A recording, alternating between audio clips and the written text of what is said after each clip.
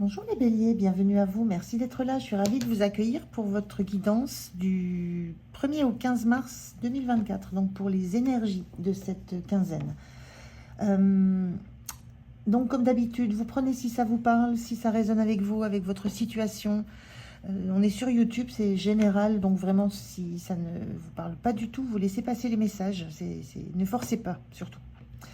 Alors, je vais commencer par un premier message d'un oracle pour l'énergie qui va vous accompagner sur cette quinzaine. Je continuerai avec le tarot pour la situation, comment vous sentez, le point de soutien, le point de vigilance, comment vous quittez cette quinzaine. Et je terminerai avec un message du petit oracle des anges. Voilà. Allez, les jeux que j'utilise sont dans la barre de description. Allez, c'est parti pour vous les béliers. On regarde quelle est cette énergie qui vous accompagne sur cette première quinzaine de mars. La voilà. Alors, on vous dit parler avec intégrité. Donc, il y a une notion là de s'exprimer, de dire les choses telles qu'on les ressent, telles qu'on les ressent, sans mettre de phare, sans mettre de masque, sans camoufler, sans dissimuler. Il y a une notion de parler sincèrement, avec intégrité, avec la conscience de ce que vous dites est en phase avec qui vous êtes et avec ce que vous ressentez et avec le message que vous voulez faire passer à l'autre. Donc il y a vraiment une notion d'être aligné dans les paroles, dans ce que vous exprimez et dans ce que vous êtes et dans ce que vous montrez de vous. Alors, on regarde avec le tarot la situation pour cette quinzaine. Je fais le tirage et je vous retrouve de suite. Le dos de deck. On a le cavalier de coupe. Alors, inversé. Donc, c'est intéressant parce que le cavalier de coupe, on parle quelquefois de lui dans certaines énergies comme étant quelqu'un qui va faire beaucoup de promesses, qui va dire beaucoup de choses qui vont dans le sens de ce qui est attendu, qui est un peu manipulateur dans les émotions, dans les sentiments. Donc on est bien ici dans la notion de parler avec intégrité, donc de parler avec sincérité, avec honnêteté, et de ne pas de ne pas enrober trop ce qui est dit, de ne pas tenter de parler pour faire plaisir à l'autre. Il y a un peu de ça dans ce cavalier de coupe quand il est inversé. Alors, on regarde la situation. Donc, on est bien dans cette notion d'être aligné dans vos actes, dans votre posture et dans votre prise de parole. Alors, on regarde la situation. On a l'empereur. On a le 10 d'épée inversé. Et on a le valet de bâton inversé. Ok. Alors, l'empereur, c'est, lui, pour le coup, c'est la posture, c'est l'alignement. Ce qu'il dit, c'est droit, c'est dans la règle, dans l'esprit de la loi, c'est franc, c'est tranché. Pour le coup, il n'y a pas de sentiment dans ce qu'il a à dire. Il s'appuie sur des textes, il s'appuie sur la loi, il s'appuie sur la jurisprudence, il s'appuie sur ce qui fait foi. Donc, il est très assuré dans ce qu'il dit et il est très aligné avec ce qu'il dit, puisque c'est sa raison d'être, mais c'est sa posture, c'est sa façon d'être, c'est comme ça qu'il voit les choses. Donc il y a cette notion d'intégrité dans l'empereur, qui peut être très dur, qui peut être très tranchant, qui peut être un peu intransigeant, qui n'est pas dans l'empathie, mais qui est dans le factuel, le règlement, les règles de la loi, et ça doit être fait, les choses doivent être faites, dites d'une certaine façon, ça sera dit de cette façon-là et pas autrement. Donc il y a une forme de force dans ce qui est énoncé par l'empereur, parce que ça fait force de loi. Et ça s'appuie sur des documents, sur des faits. Ça sort pas de n'importe où. Après, il y a une possible rigidité dans cette posture, mais au niveau de la communication, au niveau de ce qui est avancé, de ce qui est énoncé, de ce qui était dicté, c'est solide. C'est solide et c'est en phase. Donc c'est un petit peu l'énergie de cette première quinzaine de mars. C'est une situation qui va vous demander cette posture-là. Et il y a l'idée là que ça vous fait sortir d'un cycle un petit peu compliqué. C'est comme si vous aviez eu... c'est comme s'il y avait eu un temps où justement vous avez été blessé blessé par l'extérieur, par des paroles de l'extérieur, par des retours de l'extérieur. Il y a une notion là d'en terminer avec un cycle où vous vous laissez malmener par des paroles qui peuvent être très insidieuses de l'extérieur. C'est un petit peu ce que je ressens avec ce 10 d'épée inversé. On voit un personnage là qui est de dos et qui se prend des épées dans le dos. Vous quittez, j'ai la sensation que vous quittez une période où vous avez laissé dire beaucoup de choses et vous n'avez pas, peut-être pas répondu, ou vous n'avez pas pris la place que vous auriez dû prendre, ou vous n'avez pas pris la bonne posture face à un entourage qui a été quand même assez dur hein, en termes de paroles, en termes de communication, en termes de jugement aussi. Donc il y a cette notion-là que vous reprenez, c'est comme si vous repreniez du poil de la bête, vous repreniez une posture et vous affirmiez ce que vous avez à dire en toute confiance dans ce que vous énoncez, parce que pour vous, ça doit se terminer, ce cycle où vous encaissez, j'ai l'impression que vous avez encaissé beaucoup, où vous êtes senti, on voit les mains liées par rapport à du répondant que vous auriez pu avoir. Il y a quelque chose de cet ordre-là, et là, c'en est terminé avec ça. Là, vous reprenez votre posture, vous reprenez votre intégrité, et vous remettez les choses comme elles doivent se poser. Et vous reprenez votre place, avec tous les attributs qui vont avec cet empereur, hein, que j'ai un peu énoncé avant. Et on a un valet de bâton qui est inversé. Le valet de bâton, c'est celui qui a l'envie de créer, de se lancer dans quelque chose de nouveau, mais qui le ferait avec sous le coup de la passion, sur le coup du cœur. Et là, pas du tout. Là, on est sur un valet de bâton qui est inversé. Donc, vous faites les choses d'une façon complètement différente, mais vous ne laissez plus... vous ne vous laissez pas déborder par le côté un peu passionné, un peu fougueux.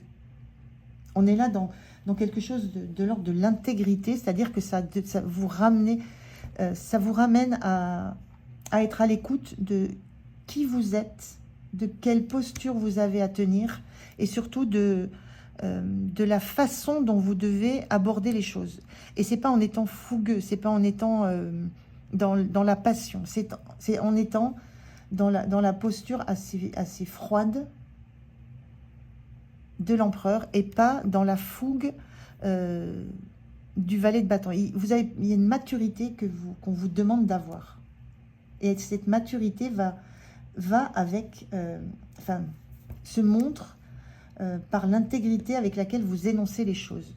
Vous en terminez avec ce cycle où vous avez laissé dire, vous avez laissé faire, vous êtes senti empêché de répondre, empêché de prendre des initiatives, de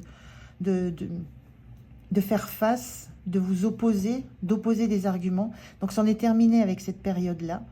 Et là, vous reprenez la main d'une façon complètement nouvelle, mais sans impulsivité. Mais il y a un renouveau dans la façon dont vous réenclenchez une situation. Donc, je le disais, sans impulsivité, sans passion, mais avec une certaine froideur et une maturité qui peut être surprenante pour l'environnement, par rapport à ce que vous avez encaissé.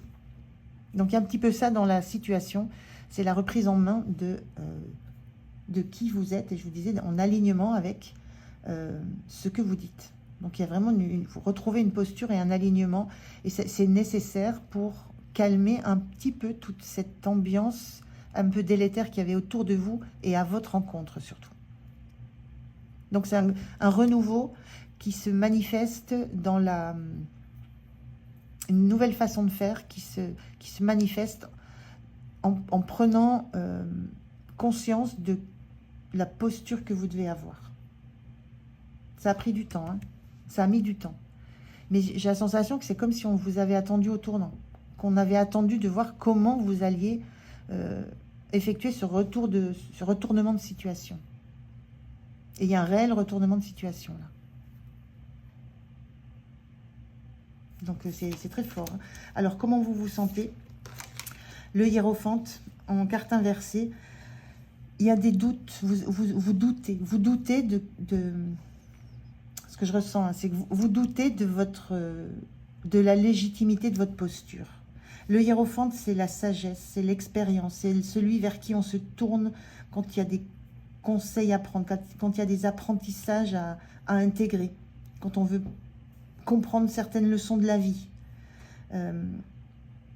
Il est dans une forme d'aura, il a une puissance de savoir et de sagesse. Et le hiérophante vient juste après l'empereur. Et là, il est inversé, c'est-à-dire que vous sentez que vous n'êtes encore pas à ce niveau de sagesse, peut-être qui est attendu, ou que vous estimez devoir montrer. Ça, c'est plus de vos injonctions personnelles, de vous à vous. Parce qu'en fait, dans la situation, là, moi, ce que je ressens, c'est que ce qui est demandé, c'est que vous preniez votre posture d'empereur, de celui qui mène la danse et qui dirige et qui attend qu'on fasse ce que lui a décidé qu'il se fasse, et de la façon dont lui l'a décidé. Et de façon intègre. Et ça, vous savez le faire. Mais la sensation que vous sentez, vous sentez que vous n'apportez peut-être pas tout ce que vous pourriez apporter en termes de sagesse, de compréhension, d'expérience. Et à la limite, c'est vraiment en vous, parce que c'est pas ce qu'on vous demande. Donc, il y a peut-être du lâcher-prise à avoir par rapport à l'exigence que vous avez de la place que vous prenez. Vous êtes très exigeant par rapport à ce que vous devez renvoyer comme image. Alors, qu'est-ce qui va vous soutenir? Le magicien. Le magicien, c'est... Et en plus, elle est très... Enfin, moi, je trouve très chouette dans ce jeu, ce magicien, c'est un personnage qui a de la bouteille. C'est pas... Souvent, les cartes de magicien, on voit un petit jeune qui démarre dans la vie, parce que c'est le 1, le magicien, c'est le début. Là, on a un personnage, comme je disais, qui a de l'expérience, qui a déjà vécu. Donc, ce qui vous aide, c'est que vous redémarrez quelque chose, vous donnez une nouvelle impulsion dans une situation, vous récupérez le pouvoir. Vous sortez d'une période de crise où vous avez été quand même la cible de médisances, de paroles pas très saines. Et là, ce qui vous aide, c'est que vous reprenez les choses en main, vous redémarrez, vous redonnez une impulsion, vous redémarrez quelque chose avec des outils différents. On voit bien que vous ne redémarrez pas avec ce bâton de la créativité, la passion, l'envie d'en découdre aussi. Mais en même temps, vous démarrez avec une expérience, une vision, une sagesse. C'est en vous. Même si ce n'est pas à hauteur de ce que vous aimeriez que ça soit, même si ça ne se montre pas à hauteur de qui vous êtes, vous avez cette sagesse et vous avez cette compétence à vous réinventer et à redémarrer sur de nouvelles bases. Et surtout à vous servir de l'expérience, du vécu, de ce que vous avez subi aussi. Donc, c'est un atout très important, là, ce magicien. On a quand même 3 arcanes majeures hein, sur votre jeu, pour l'instant. Ce qui est 4 arcanes majeures. Wow. Donc, c'est quand même très, très puissant dans votre environnement. Hein. On est dans des énergies qui sont peut-être là depuis longtemps et qui vont peut-être encore s'étendre hein, sur la période. On est dans des choses assez profondes pour vous. Des transformations profondes, en tout cas. Le point de vigilance, c'est l'impératrice, l'impératrice inversée. Le point de vigilance, c'est alors, restez alignés déjà. Voilà. Restez dans vos façons d'être. L'impératrice, on le voit sur cette image, c'est le tronc de l'arbre. Elle est à la fois ancrée très profondément dans le sol. Elle est reliée à des communications, à des inspirations, à des intuitions. Et en même temps, elle a donné naissance. Souvent, elle est représentée par une femme enceinte, donc avec une notion de gestation, de projet qui va arriver. Là, la naissance a eu lieu, le projet, il est là, l'enfant est là. La nouvelle vie et la nouvelle expérience est là. Donc, le point de vigilance avec ici, c'est moi j'ai envie de dire, prenez soin de cette nouvelle version de vous. Prenez soin de cette nouvelle posture. Prenez soin de la nouvelle place que vous avez. Entourez-vous, il y a une notion de bien vous entourer. Mais surtout de prendre soin de ce à quoi vous avez donné naissance, de ce que vous avez réussi à transformer. Prenez soin de ça et soyez attentifs à vous entourer des bonnes personnes, d'énergies qui vont vous porter, qui vont vous suivre plutôt que de vous descendre en fait. Mais vous avez cette sagesse, cette expérience. Hein. C'est en vous. Il y a énormément de compréhension et d'analyse de ce que vous avez vécu. Et une capacité énorme à vous remettre en question et à redémarrer et à transformer une situation. Donc, prenez soin de ça. Prenez soin de ce que de ce que vous mettez en place de nouveau, de ce que vous transformez, de ce que vous avez réussi de ce projet à quoi vous avez réussi à donner un nouveau coup de jeune. Parce qu'on a quand même cette énergie de valet de bâton, hein, c'est une énergie de jeunesse, de fougue, d'envie. Mais attention à l'entourage, entourez-vous des bonnes personnes. Et si vous n'avez pas le choix de vous entourer de personnes, soyez attentifs à qui vous faites confiance dans votre environnement. L'énergie sur la fin de la quinzaine, on a ce 4 de bâton inversé. C'est pas encore le moment de festoyer, c'est pas encore le moment de vous reposer sur vos lauriers. Vous n'êtes pas encore dans une période de stabilité, c'est encore pas le moment de vous sentir complètement protégé. C'est pareil ici, on a 4 piliers avec un dôme. On retrouve ces 4 piliers avec ce dôme ici, c'est inversé. Là, c'est inversé aussi. Il y a une notion d'assurer, d'avoir encore besoin de vous assurer une assise, une sécurité intérieure. Et il y a encore besoin d'assurer une sécurité dans l'environnement dans lequel vous êtes. Il y a cette notion, moi je sens ce chapiteau qui protège, là, il y a encore besoin de mettre en place des protections dans ce que vous mettez, dans ce que vous réorganisez. C'est presque une réorganisation d'un endroit de travail. On peut être dans du management, dans tout ça. Il y a une notion de ne pas encore être protégé par tout ce que vous essayez de stabiliser. C'est encore pas stable, ce que vous mettez en place. Il y a encore besoin de temps. C'est pour ça que je disais que ce sont des énergies qui risquent de prendre encore un peu de temps, au-delà de la quinzaine. Et il y a une notion de peut-être encore pas avoir trouvé la bonne personne qui sera votre partenaire, votre associé, quelqu'un sur qui vous pourrez vous reposer. Il y a encore besoin de creuser l'entourage pour trouver la personne qui sera dans les mêmes valeurs que vous, dans cette intégrité que vous recherchez.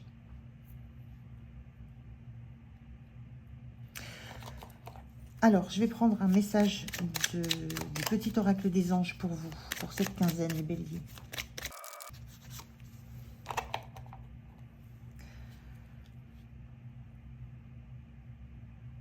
Il y a une notion d'endurance à avoir là avec ce 4 de bâton inversé. Il faut tenir jusqu'à ce que ça soit stable, solide, etc. Il faut tenir sur la durée par rapport à tout ce qui se passe. Et c'est peut-être ça peut être un petit peu votre challenge par rapport à votre énergie première, les béliers. Vous foncez, mais à un moment donné, il faut tenir sur la durée. Donc, c'est un petit peu le challenge aussi. Alors, le message des anges, cœur et âme. Quand tu prends une décision, prends en compte ce que te disent ton cœur et ton esprit. Donc, on a bien cette notion d'intégrité. Hein. Parfois, l'esprit peut nous décevoir. Choisis l'amour, pas la peur. Choisissez cet amour de vous, de ce que vous mettez en place, et pas les peurs qu'on vous a fait subir pendant un certain long moment. Donc, cœur et âme, alignés, intègres. Voilà pour vous les béliers, j'étais ravie de faire cette guidance. Merci de m'avoir écouté. Je souhaite une belle quinzaine de mars, cette première quinzaine. Prenez soin de vous, je vous dis à tout bientôt. Au revoir.